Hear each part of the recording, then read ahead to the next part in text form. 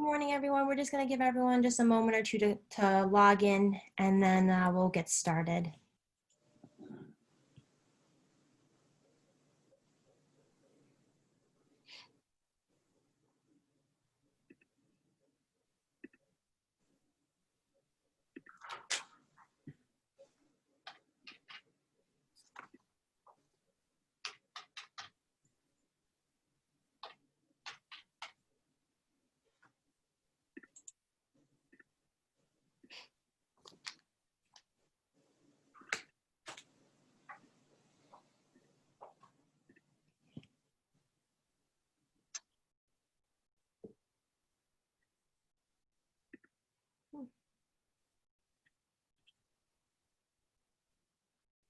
All right, for those who are joining us, we're just giving everyone just a few minutes just to log in this morning, and we'll get started just momentarily.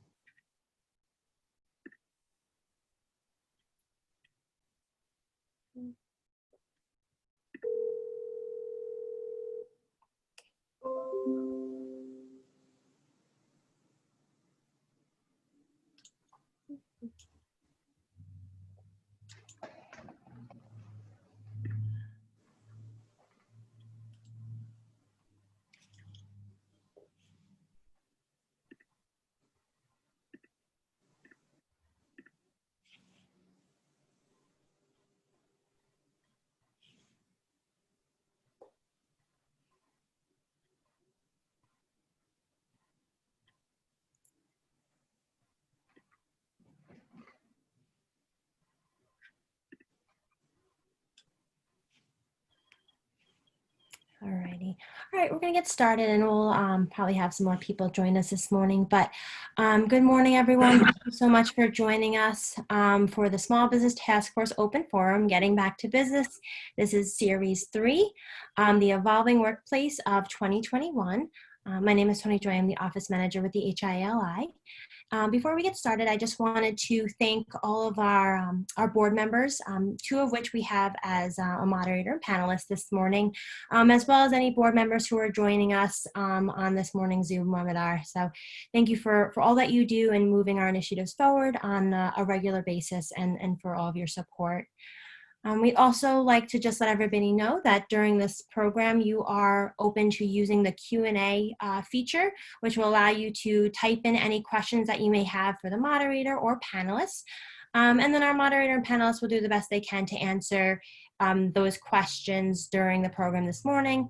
And if they're not answered during the program, we'll certainly get back to you after the program to help answer that for you. So, but with that, I'd like to pass it over and introduce Terry Lisi-Maselli, President and CEO of the HIA-LI.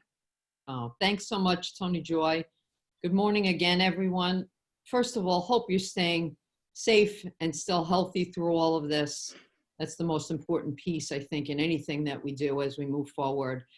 Thank you. I want to thank everybody for several reasons. Number one is, when this all began on March 9th with the first COVID case, at least in Suffolk County, the HIA-LI made a conscious effort to move forward and really disseminate a lot of critical information, as we continue to do, both through the Small Business Suffolk COVID Task Force, as well as New York Forward. We continue to do that now and put up a special section on our website with all that information. And we made a conscious effort to do these virtual meetings because we understood the importance of continuing to engage our members and listen to our members and help our members and guide our members as we all go through these very, very, very difficult times. So, as we look at that, I can tell you how proud I am of our members, because many of you I know have repurposed your plants to really get us personal protection equipment, to give our members guidance again through their recovery. And this Small Business Task Force is absolutely no exception. They have stepped up to the plate quickly, swiftly, and really put together a phenomenal Getting Back to Business series. I will tell you, with those of you that I talk to, we never stop doing business, right? So although we're talking about getting back to business, we understand there has not been a blip in the screen for any of us. We have worked diligently through all of this. So I want to thank the Small Business Task Force, who again really works hard behind the scenes to put these together, and this series, Getting Back to Business Together. And it is led by our very own Rita DiStefano, who, as Tony Joyce said before, is not only a board member, but has been leading the Small Business Task Force since 2016. So not only have they put these Getting Back to Business seminars together, they've done some phenomenal type of programming in the past that has helped us out. So thank you, Rita. Rita is also our moderator today, so I'm going to turn it right over to her. Rita?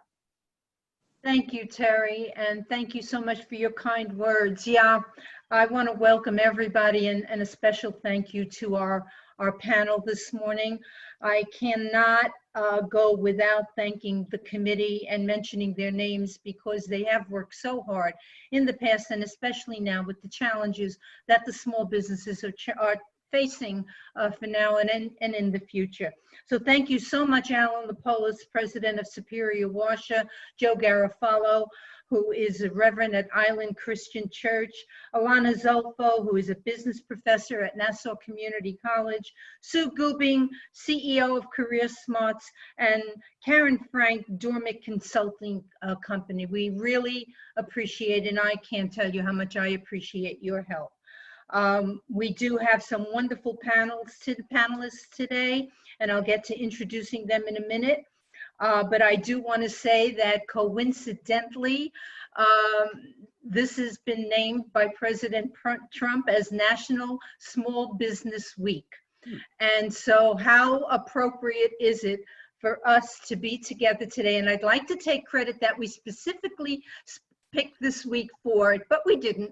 If it wasn't for Sue Gubing, a member of my committee, who told me this, I would not have known it. But we are in National Small Business Week, and there is a reason for that. President Trump proclaimed it because small businesses are at the very core of our national identity and prosperity. I am quoting what was said about us. And this week, they are paying tribute to all of you small businesses out there who have contributed to the nation's economy and culture. There are 30 million small businesses in America today, and we employ nearly half of the population in the private sector workforce and create 2/3 of all new jobs. So hats off to all of us. And what we're going to be discussing today is how we have kept going, how we have not, what did Terry say? Not a blip in what we've had to do. We've gone to plan B and C, and we're here today to try to help all of our small businesses in the HIA-LI face what the future holds. And because of that, we have three wonderful panelists who are going to give us their experiences of what has happened and what will be happening in Long Island in the next couple of months and for 2021. We welcome Mario Asaro, who is the president of Industry One Realty. We're so happy that you can volunteer your time and give us some insight as to what you've been doing. Sal Farrow, president and CEO of Allure Home Improvements. We'll be so interested to hear how this has affected your business, Sal. And Bob Corte, who's managing partner of AVC, an HIA board member, but also CPA, and handling the budgets and forecasts and who knows what else for your clients, Bob. So welcome. I'd like to start with Mario. If you could give us a little bit of background on your company and what you do and how you do it. I had to unmute myself. Hi, everyone. Thank you for having us. Thank you to the HIA for putting this together and inviting me and Industry One to share our thoughts with your members. Industry One has been around since 1985. I took it over in 2009. We're one of probably the largest independent commercial brokerages on Long Island. We have about 15 agents. When I say independent, we're not tied to a national, so it gives us a lot of mobility, I should say, and a lot less red tape to make decisions. That being said, we do about 80% industrial, 75 to 80% industrial, and 20 to 25% retail and office and development. So was the largest industrial park east of the Mississippi, and we do a tremendous amount of business throughout Long Island, but particularly the Hauppauge region and surrounding areas. That being said, we're very active, and thanks again for having me. Thank you so much, Mario. We appreciate your time. Sal Ferro, your name is around Long Island. You're not an enigma. You definitely have a name that's very, very popular. And I'd like to hear from you. What goes on in your wonderful company, Home Improvements? Well, thank you for having me on this webinar, Rita. I appreciate it, and thank you for all those people who are attending. Allure Home Improvements is a full-service remodeling company. We have a commercial arm, which is called Fusion Commercial Contracting. And we basically, specialize in residential remodeling. 90%, actually 95% of our business now is Long Island, Nassau and Suffolk County. We have a showroom in East Meadow on Hempstead Turnpike. And we have a corporate office in the Hauppauge Industrial Park, which is great because it's 5 minutes from my house too.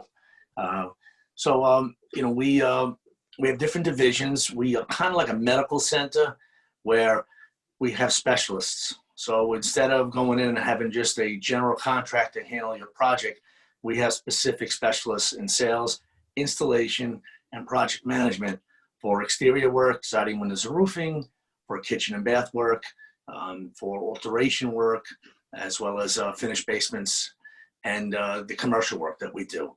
So there's not a specific area where you'd have a general practitioner dealing with heart surgery. It's all specialized remodeling work. We're proud to be the largest in the region. We're just named one of the top 50 in the country in terms of remodeling companies.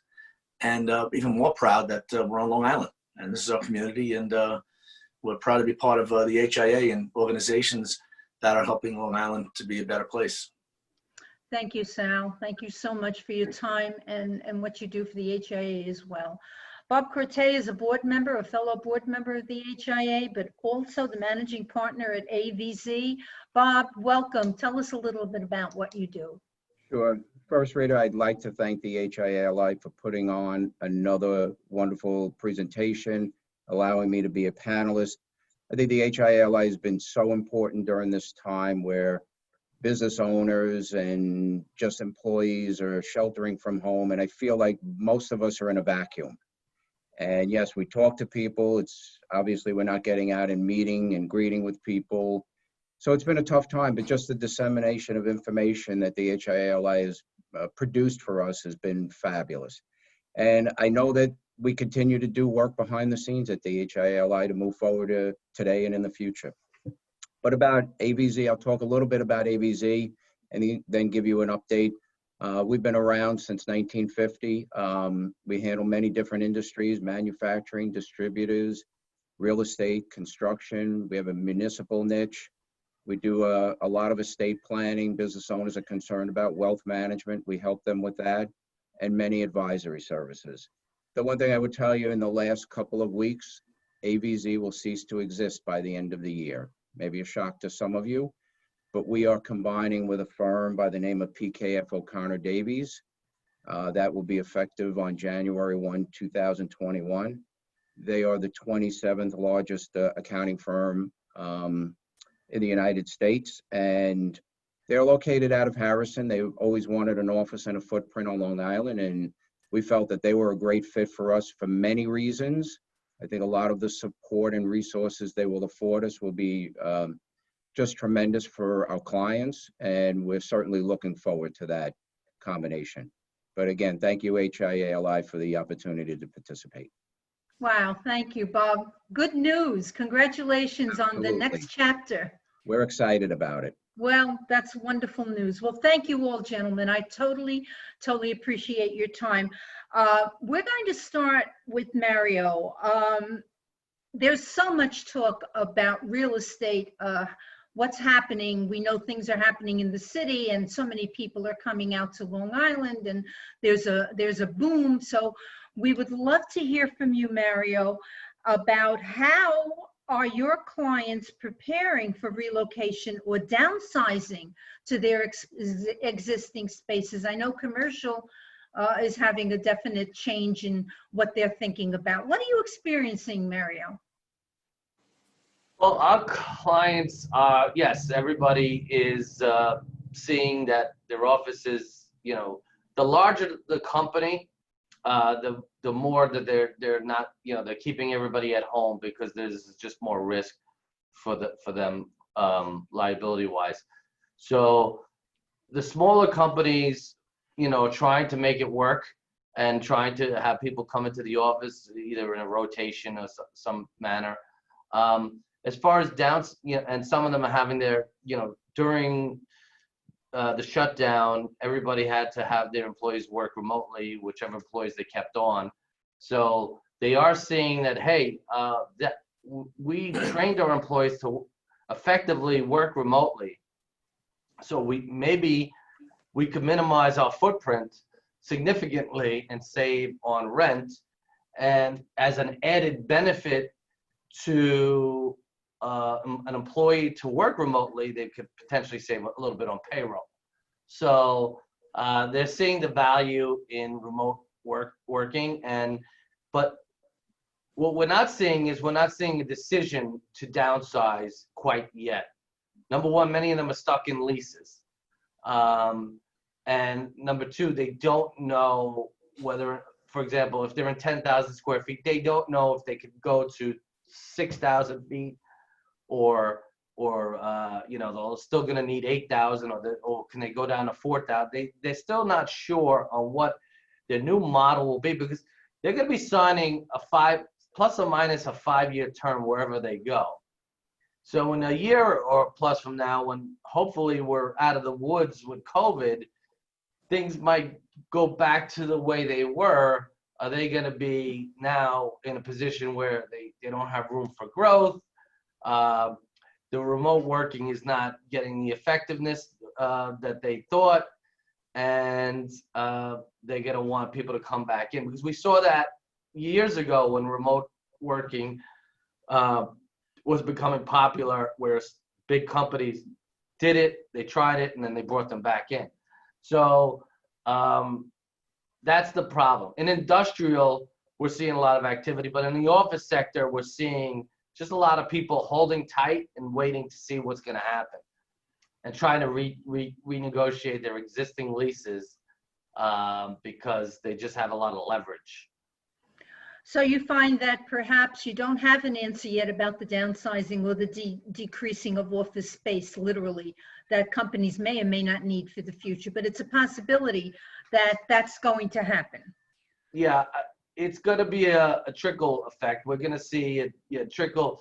It's not going to all be at once where everybody says, okay, we could minimize 30%, give or take. Each company is, depending on their lease, their individual, how much time they have left on their lease, how much liability, do they sign personally on their lease? There's so many factors that come into play.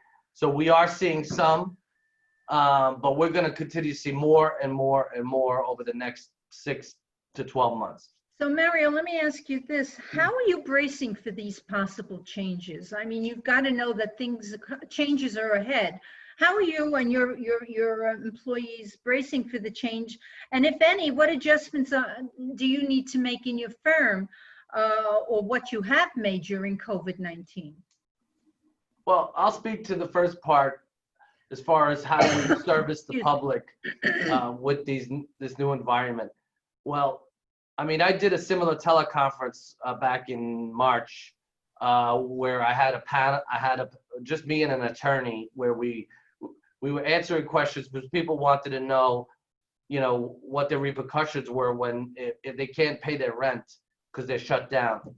So I had a well-known commercial real estate attorney answering those questions that these tenants had. We are doing that. Number one, we need to see the lease. All right. So if you have term left on your lease, but now you're occupying 50% of your space, and that's a problem, and you can't afford your rent, or it just doesn't make any sense. There's multiple solutions. Number one, we need to see the lease. do you have the right to sublease? Most leases do provide for the right to sublease without, with landlord's consent, unreasonable consent. So we look at that. We look at how much can they downsize. So we go into the space and we try to analyze it. We'll even go in there with a large furniture company to see what the new space will look like. How much can we downsize? Because you still need spacing, adequate spacing in this new space. So if we go to an office and they're currently benching, which means is they have these long benches that they have, 5 people on one side and 5 people on the other in 600 square feet. Well, guess what? Now we have to grow that. We have to expand that to the old cubicle space because we can't have these people on top of one another anymore. So they might not be able to downsize as much as they thought. So we need to know this. So we bring in the experts, whether whether it's a big furniture company that could help design the new COVID workspace, and an architect, and also we bring in the expert attorney who's going to analyze the lease and know what our rights are, how liable we are, what the repercussions if you break the lease, what's going to happen. We don't encourage people to break leases, but if a tenant says, hey, I'm doing it with that's my plan, we want them to know what they're in for. So, so we bring in the expert attorney if they don't already have one to answer some questions for them. So that's the steps we're taking. Well, that's interesting information, Mario, because our members who are listening right now might be considering downsizing, but there are lots of options here. There are legal options, there's space options, there is information and a little bit of homework that has to be done before making that decision. And breaking the lease is definitely something that's very important because that's going to affect the bottom line. So Yes. What I'm hearing is you have people in your company, and maybe other people do as well, to help members go through that decision-making process. Correct. That's very good information. And thank you for that. I'm going to move on to Sal now. We'll get back to you, I'm sure, Mario, with questions. Sal, you are in the home improvement field, and people have been home looking around their homes and thinking, I should have done this, I could have done that, and maybe the time now is to do it. Can you tell me, how has COVID-19 situation affected the building industry and in particular the home improvement industry? And how has it affected your company in particular? Sure. Right now, we're back to work. Early on during COVID, we were considered essential business, the construction industry, and that changed rather quickly. So during the shutdown, we, basically were able to put one person on the job, kind of maintain things and keep things safe. As things opened up and New York State became more stable, the overwhelming stress on the healthcare system lightened up. Things started to happen. We all started to get back to work. For us, what we saw was a pent-up demand. People were staying home. They were looking around, and they were like, wow. We also saw that a lot of our business is deferred business. You miss a weekend at a restaurant, you can't make that up unless you increase your size. And I see Bob nodding his head because he's an accountant and he understands that. For us, a lot of these projects were put off until it was safer or, time allowed it. We also saw was, people, a lot of home improvements is done with disposable income. Well, what are you going to do now? We're going to go on a vacation. We're going to fix our house. Well, you can't go on a vacation because there's a lot of travel restrictions and many people are uncomfortable with it. So that pent-up demand was there as things opened up, and we started to see a influx of appointments, people looking to do some work. Obviously, we had to adjust to the new norm. And, we created something called Design While Distancing, which is virtual sales. We put a virtual showroom on the screen. I had mentioned earlier, we have a showroom in East Meadow and Hempstead Turnpike. But right now, that showroom's appointment only. It's not open to the public. It's a big showroom. We're able to bring people in safely, masks, hand sanitizer, social distancing, handle the whole selection process. or we can do it online with virtual distancing. But we did see, with all that positive pent-up demand and people looking to do some things, we saw a lot of negatives as well. Number one, there's a huge backlog of getting material.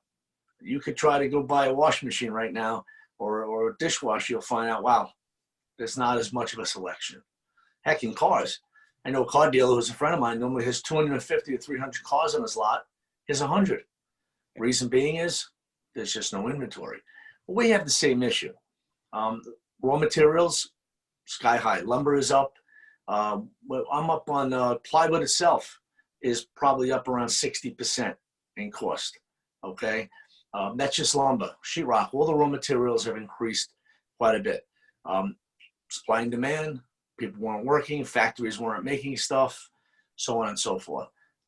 It's also been, a bigger focus on human resources, which I think you should be sensitive to, obviously, Rita. Human resources is as much a day-to-day thing as anything. In the past, it was there. Human resources were behind things. But today, it's making sure that you're focusing on the safety and well-being of your employees, making sure you focus on the safety and well-being of your clients, the people that are interacting, and putting protocols in place to ensure that you can safely work and you can safely work in people's homes. We are doing some remote with the office people. We've allowed a flexible schedule. You want to work from home and you get your job done, we'll work with you, okay? But we're starting to see it get back to normal in the office. More people are coming in. We've rearranged things so it's there's more social distancing. We incorporate a mask rule in the office. Take your temperature with the touchless thermometer as you walk in, and we're kind of saying, listen, you have an opportunity here. Things are busy. We got to find a way to do it. And, there's no way to catch up completely on the months we lost. At least we know going forward, we can do the best job possible. We're also using more technology. Technology in our industry is huge. There's a tremendous amount of technology that can be used, whether it's, estimating software, which we've always had. It's touchless measuring. We can do a lot of measuring by taking pictures of your home, and we can get right down to the 1/8 of an inch, the size of a window, just from photographs of your home. Satellites, we can do satellite work to get pricing for roofing and siding as well. So there's a lot of things that have happened. I've remained optimistic throughout this whole thing. I believe, we're resilient. I think Long Island is incredibly resilient. We're very fortunate to have our business on Long Island because of the type of environment it has. And I've continued to focus on an optimistic, making sure we had hope and faith moving forward and, keeping the team going. And the last thing I'll mention is communication. It's very important to communicate with your team.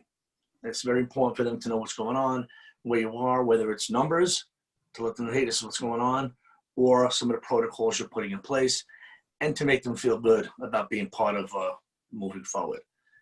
And I think that, like I said before, with Long Island, we're fortunate. I think we had great leadership here. I don't think, and I don't know how many small businesses could attest to this, I think the influx of money from the government has helped tremendously, all of us, whether it's more money going to unemployed people for the extra stipend that they got, or it's PPP money, or EIDL loans. I think the federal government stepping in and working with small business has been huge. And it's allowed a lot of us to kind of jump over that gap that we went through for 3 months. Oh, it's a wonderful background, Sal. You really touched on an awful lot of what our members have to put up with: safety, communication, remote employees, and of course you mentioned human resources. Safety is at the top of what HR is trying to provide each of our clients with information, taking temperatures, keeping a log when people are coming in. One of the biggest issues, I think, and maybe some of you can speak to this, is people who are employees who are leery about coming back into the workforce. That is a major problem across Long Island. And you can't blame people for feeling that way. But if the employer is diligent in the cleanliness of how they're keeping their company, with reporting the health condition of the employee as they enter. You need to also understand the fears that they have. And from the beginning of all this, we have had so much federal legislation and state legislation to protect the employee, not to mention the care package and all that. And our members have to take all of that into consideration when dealing with their clients, with their employees. So the remote issue has also been a top of the line. So many of us have worked remote. What do we do with employees who are going above and beyond and working well? But then there are those employees not so much. Been on a 4-month vacation. I've heard that too. So you really need to keep decorum and discipline within your organization, and it's not an easy thing. But these are the issues that we have faced going forward with our clients. We've helped them with all kinds of policies, put them in place. Members should look at their handbook and make sure that no matter where their employees are working, that you still have rules and regulations and disciplinary action, and you're entitled to get the work that you expect to get since you are paying your employees. So human resources is an entire different presentation on its own, but definitely my heart goes out to every president or CEO of a company that has to deal with employees. It is an extremely important issue. Sal, you mentioned communication. I can't tell you how important that is. Your employees need to know what's going on in your company, and they will react to that. And empathy and understanding from the employer's point of view plays another very important part here. So I would say, Sal, thank you for all of that. You hit on so many issues. There's just one question I wanted to ask you, and I'm not sure if this plays a part in all of our members' issues, but what about backlog? Do you have an incredible amount of backlog of jobs, and do you have the people that have come back to your company to help you satisfy that requirement, or is that not an issue? We were fortunate to have a very good backlog. And for us in our business, backlog is huge. We started the year in January and February up close to 20% over 2019. We were poised to have an incredible year, and then COVID hits in March and the numbers start to dwindle downward. The good part was we did have a backlog. We were able to get back to work, and even during the shutdown, we were able to do a little bit of work. But the amount of time it takes between you start selling work, putting it through a process to be able to be installed takes a while. So we're very fortunate to have that backlog so that when the governor said we can get back to work, we were able to get back to work. Selling started a little bit. There was a lag between selling. And then that started to happen, and the backlog is really what got through us. So yes, we were able to utilize that backlog, get through it. The funny thing I was surprised about was the amount of people letting us in their home. I really thought we were going to have a tremendous amount of cancellations and people not letting us in our home. We had one job canceled and one job put us off until there's a cure. And we have a huge backlog, so that is minuscule. And we literally had people calling, when are you going to start? So as much as there was concern out there, we had a very surprising result with people saying, listen, come, we want to get the work done. Just be safe. And it goes back to that communication. I appreciate you using the word empathy, by the way, just touch on that, because if you don't have empathy for what your people or your clients are feeling, you're losing touch and you're not going to be able to get through this. You've got to include them in the decisions. If they feel uncomfortable, work with them. If they can't do their job, listen, you can't install kitchen cabinets remotely. If anybody finds a way to do that, please call me first, because I want to jump on that, okay? But there are certain things you can. And if you don't have the empathy to work with them, you're going to lose them. And let me tell you, employees, they see right through you. They see where your heart's at, and they know who's legit and who's not. That's such good advice, Alan, and we believe that true. We're all people. We're all facing the exact same challenges, and I know with what you have said so far, so many people can relate to. We all have our problems out there, and this is the time to communicate and talk to each other. Thank you so much for that. Bob, let's get to you and the area that you deal with, which is budgeting, forecasting, bottom line, income, losses, and all of the things that you need to advise your clients about. As a consultant, you're out there with so many clients. You're not just one business, so you're seeing a lot of stuff that is going on. And one of the things that I'm interested in is, how are you helping your clients forecast and budget for the remainder of this year and next? How do they know where they are? And most of all, how do they know where they're going? Well, Rita, I'll just, if I digress back to February when, we started to hear about all of this, we watched it on the news, we heard it on the news, what was going on in China, what was going on in Europe, and then the shutdowns in Italy and some of the other European countries. That's really where it started for me and the firm, really, to talk to clients about the ultimate impact. If in fact it does come here, and some people were naive and said, well, maybe it really won't impact us all that much. But you had to figure that there was going to be some impact. And even the shelter at home, the work from home, we were prepared to do that as a firm. We advise clients, listen, you may get to a point where your employees are not going to be permitted to stay in the office. And then lo and behold, March 17th was our first day of shelter at home and our employees working from home. So it did hit. And it did ultimately have an impact on many clients. Once that started, and I'll just give you an idea, a cross section of my clients. I have a manufacturer and distributor of medical products. They didn't miss a beat. They are probably having their best year. But they also had worked remotely. They were essential, so they did have some employees in shipping, but they were perfectly fine. Some of the contractors, believe it or not, the heavy in the road contractors, they had government contracts. Yeah, they were busy. They were concerned. And, one of the things we talked about was, if in fact you don't become essential any longer, what is the impact going to be? And then, we have some clients in, unfortunately, the restaurant and the entertainment industry, and that's been really difficult.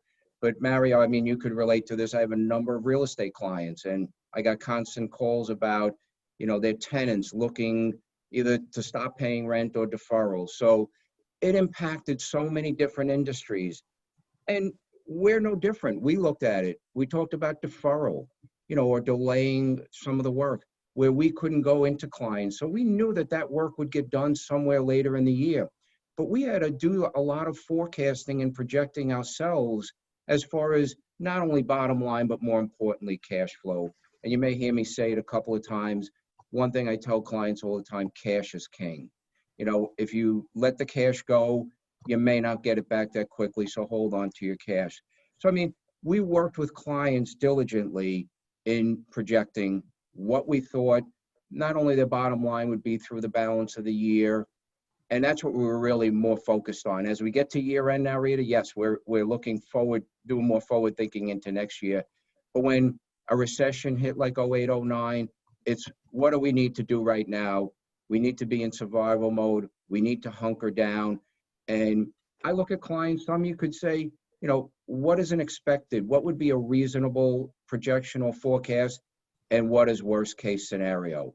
And I have to, not that I'm a pessimist, but I have to live in what is the worst case scenario? What are we going to act on, be proactive on immediately? And unfortunately, we all saw the unemployment rates just skyrocket.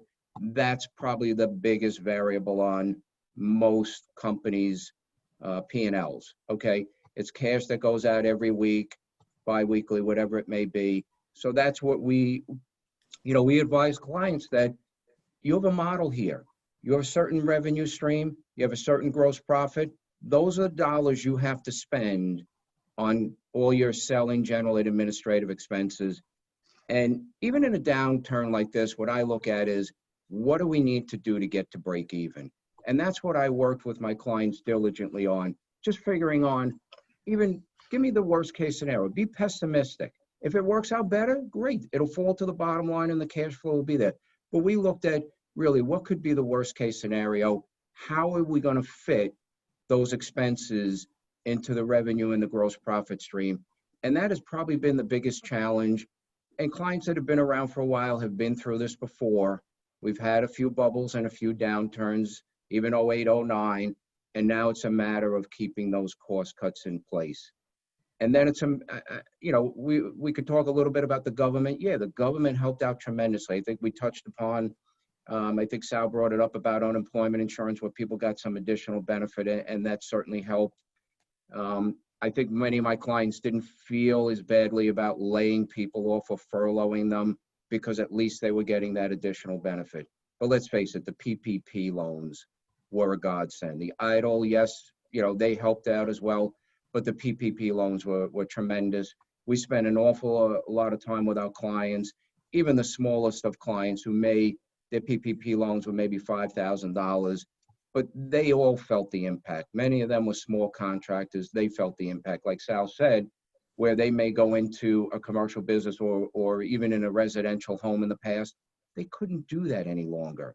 So the PPP loans were dramatic. But again, when I do these forecasts, I look to see, let's make sure that you are at least at a break even. Hang on to your cash, make sure you can maintain that break even status. To me, that's what's most critical. Unfortunately, it does affect unemployment. Sal, I give you a lot of credit. You kind of remade yourself on the marketing side. I mean, I hear your advertisements on the radio. I think that's fabulous. Thank you, That's Bob. one of the things, that's one of the first things, aside from employment, where businesses cut back immediately on the marketing side. They look at things and they say, that's something I could do with that immediately. But I think also, I also have to instruct them and say, listen, marketing is important in the future. All right, maybe you can't do the business development you've done in the past because you can't get out and meet people. You can't talk to prospects or customers. But essentially, everyone's got to get back into the marketing mode as well. I think that's really critical. I think, Sal, you probably know that, and it's probably helped you out tremendously. And that's what I advise business owners as well today is, you can cut back on that, but you need to know when to dip your feet back in the waters and get out to marketing again. So it's an ongoing process, Rita. Things have changed. I've said to people probably from February that I go day to day. I don't know what tomorrow is going to bring news-wise, what impact it's going to have on business. So I'm constantly talking to clients. We're constantly tweaking their projections. If things get better, great. Then maybe you can consider bringing people back. If things are going to still, be in the doldrums, then you need to be prepared. And that's something that we continue to work with them, not that far in the future. We have to do it almost on a 3-month rolling basis. And we continue to look at it and talk to them constantly because there's so many unknowns. When are we going to get back to business as normal? Are we going to have another rebound of this virus as many predict in the fall and the winter during flu season? What's going to happen with all the kids going back to school? Is that going to create a crisis? So there's so many unknowns. But again, I look at my business customers, at my business clients, and I say, you know what? You're in survival mode. Cash is king. Let's just get through this pandemic. I'm an optimist. I hope that 21 will be better than 20. But it's a challenge. It's a wild and crazy time, but it's a challenge. Well, Rita, you can I- speak of it can in I- a very positive note, and we started this before we even got on the air saying that this is a day-by-day, a day-by-day situation. All of the unknowns that you spoke about, nobody has the answer.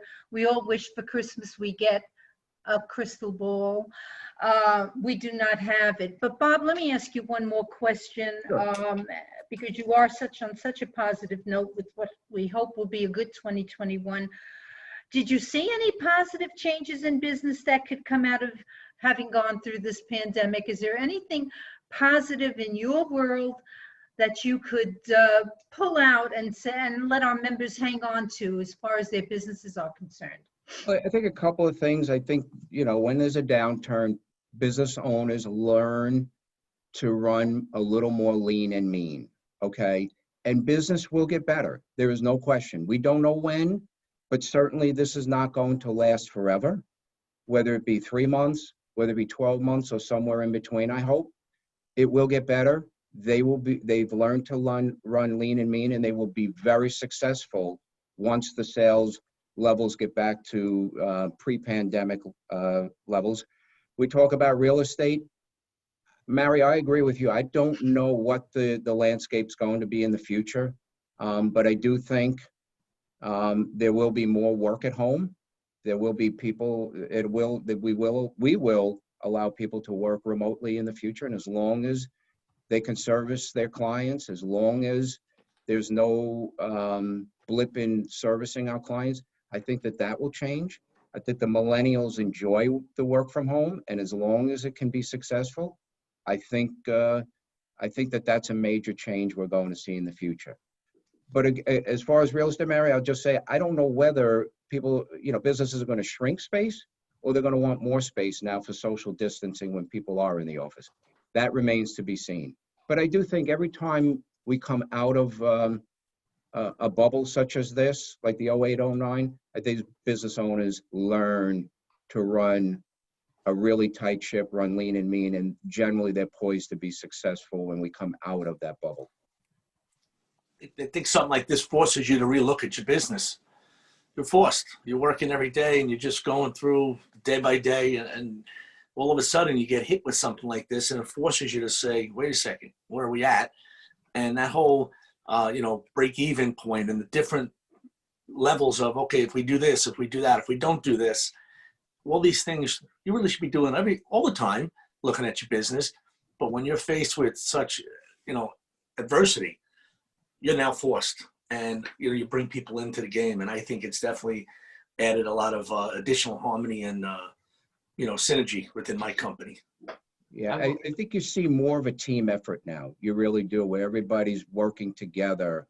And as long as you're honest with your team and you sit down and you guys said it before about communication, let them know what's going on. They know what's going on, but give them a little more insight to the business side of what's going on with the company. And I think and I've talked to my clients about this, get your team involved, make them understand. And you know what? Those that are really, will bleed the blood for your company, those are the ones that are going to go the extra mile. And they're the ones that are going to help you get through this. You know what I'd like to ask either Mario or Sal or Bob, if you have noticed it at all. Every company has some kind of a culture going on. There's some kind of a heartbeat. There's a rhythm, people getting along, not getting along, or whatever. Someone please would like to answer, Sal, Mario, or Bob. Yeah. Have you noticed any of this, what you've talked about, affecting the culture of your organization? We talked about more teamwork. Maybe in some companies there's less teamwork. I'm wondering is there any repair work that needs to be done, or have you found that it's worked even better? Any one of you would like to answer that? If you don't mind, I'll speak to that a little bit, and then of course Sal. I just wanted to say, I know Sal has sales people too, right, Sal? So I obviously have my agents are all salespeople. We have 15 agents here. They're all salespeople. So when it comes to a sales meetings or being the office, when everybody's in the office, there's better energy, especially for sales. So they feed off of one another. You get that energy, that's what I've noticed with the remoting, with our sales meeting during COVID before the office was open, because we were essential, then we were non-essential, and then if people were nervous about coming into the office, I said stay home. We'll do Zoom meetings. We did the Zoom meetings, and I got to tell you, they're not as effective as the in-person meetings that I would host.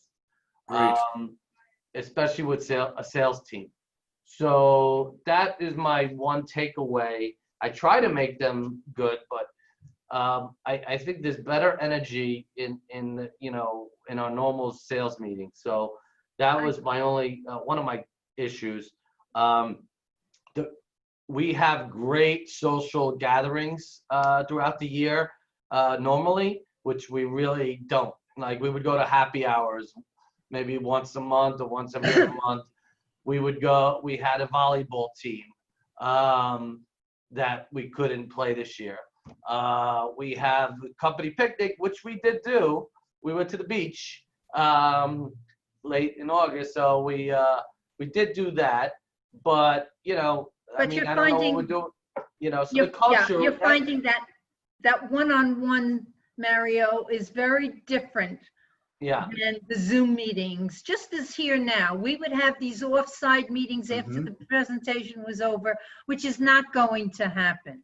There is no doubt. And even wearing the masks in the office, because I'm back in the office myself, I can't tell if someone's even smiling at me. And I would find that even in stores, or maybe not even in an office, people are not even making eye contact with each other. So it has to change the culture. But hats off to you, Mario. You did a beach thing. I think that's wonderful. And Sal, you did speak about virtual sales. And I think what Mario is saying is, you have to have a plan B, but Mario, it's not as effective. Is that what I'm hearing you say? And Sal, how are you finding it to be, as effective or not? Well, I agree with Mario. I mean, there's that camaraderie that happens in a sales force. We have 27, I think, salespeople. I have sales managers, and there's camaraderie. You get into sales meetings, you brag about things, you talk about best practices, you improve what's going on, and everything is virtual, is difficult. We've started to get to some sales meetings, small groups, 5 or 6, big conference room, maybe with social distance. But my management meetings and staff meetings have always been Zoom since this has happened. And you lose something then. I finally made a decision to have it in person one, and I did it in my backyard. There you go. This is progressive thinking. I like that. And this is what we really will need. And I need to tell you that the Small Business Task Force is looking towards the next presentation on exactly this. So I'm going to ask you to stand by. We do need to know, what are people doing about marketing? What are people doing about sales? What are people doing about networking? This is all going to play a very big part in the future, because we're not doing it now, and we really need to get back to business. Maybe the beach, in the middle of winter. I have no idea, but stay tuned, because I think we need to know your ideas.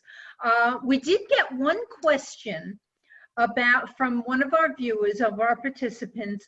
If anybody, because we're getting short on time, if any one of you would like to answer, she or he is thinking that maybe getting back to business is either going too slow or too fast. I don't know, Bob, if you could answer this, or Sal or Mario, but do you think that opening up our doors now and whatever we're doing, did we wait too long, or are we being too cautious? I mean, I'll tell you, I think as long as you can keep your employees safe and healthy, I think that's the most critical thing. And if you can, the masks, everybody wear a mask, I'm perfectly fine with that. I'm okay coming into the office. When I'm at my desk, I'm fine. Somebody walks in my office the key is, people need to feel like they're safe, and they're in an environment where we want them to be safe, and we in fact we do the things to keep them safe. So I don't think opening up is that quickly. I don't think we're opening up that quickly. I mean, for us, I'll just give you the idea. On March 17th, it was, shelter from home, work from home remotely. I think I came in almost every day. There were very few people here. We were considered essential. And for me, it worked out great, because it was the only thing normal in my life. Couldn't go to the gym anymore. I couldn't go socialize at lunch with people or in the evening. So it gave me a sense of normalcy. And for me, that was good. And I would talk to some of my associates, and I think it was difficult for them to be sheltering at home. I think for a period of time, Rita, we were like what I call zombies. From about mid-March, for probably 6 to 8 weeks, we were like stunned and shell-shocked. We were zombies. We didn't know what to do. And for me, it was a sense of normalcy. Back in June, we came back to work on an A/B basis. And for me, it was great. I loved seeing people. We talk about, the collaboration that goes on, and just some socialization with people. I think everybody needs that. And getting back to some normalcy, I think, is important, as long as people are safe. That's the first thing I always, agree. I want to make sure people are safe no matter what, whether it be in the office or in an outside environment. So I think as long as we can continue on that mode, I think we're we're doing the right thing. Personally, I think we're going at a good pace. I think everybody is looking at it, and I absolutely agree with you, Bob, that it is up to the safety of your employee on how to bring them back. Of course, there are some employees that are fearful and may always be fearful. That really doesn't mean that the employer has to deal with that. Again, the communication and the empathy, but it goes so far. You do have to run a business, and it is a slippery slope, but taking everything into consideration, doing the best that you can, and we're all trying to do that, to keep your employees safe is very important. In my opinion, I think that it hasn't gone too slowly. I think that it's gone at a very good pace, and my clients have individually decided what they're doing and what they're not doing. I think the challenge now is to get back to business. Hopefully we don't have a spike. All of these predictions, again, so we need that crystal ball. We don't know, but it's a day by day. We wake up and we find that whatever it is, and we try very hard to stay within the safe guidelines, the legal guidelines, the HR guidelines. Hats off to all of you small business people. I can't thank you enough for all of the wonderful ideas that this panel has presented. I hope that our members are taking notes and have found a few aha moments. I know I have, in trying to get our business back into where we were, if it will ever be where we were, but where we are now may even be better going forward. Who knows? I'm very proud of myself. I Continue didn't that push anybody optimism. to obliterate anyone, which was my biggest fear here. Bob, did you say something? I'm No, I sorry. said, Rita, continue that optimism. That's really what we need to do Yes. as business people, is just be optimistic that the future will be better. I really feel Great. that way, Bob. We always try very hard to look at the bright side. Anthony Forgione, do you want to wrap this up for us? Sure, I can wrap it up. Rita, great job. Okay, as I think we're near the 10 o'clock hour. I want to thank Mario, Sal, and Bob so much for their time and their wisdom. Please, participants, look forward to our next session. I think you'll find it as informative as this. Yeah, thank you, Rita. I just want to mention before we go that next Tuesday, we have our Business Achievement Awards on September 29th. We have our trade show on October 7th and October 8th. We're very excited for both. And actually, last night I got confirmation that on October 9th from 12 to 1, we're going to have John Ledecky, the co-owner of the New York Islanders, and Tim Winky, who is the CEO of Oakview Group, who is responsible for the Belmont Hub. And they're going to be talking about the Belmont Hub, the UBS Arena, and the economic impact on Long Island. So I just wanted to mention that. Look, the Islanders are doing the flyer now, so look forward to that come out this week. Anyway, I want to thank our panel. I want to thank all the attendees. What a great program, and thank you, and have a wonderful day, and be safe. Thank you, Anthony. Happy National everybody. Small Business Week. Bye, everybody. Bye, everyone. Bye, Thank everybody. you. Thank you. Bye.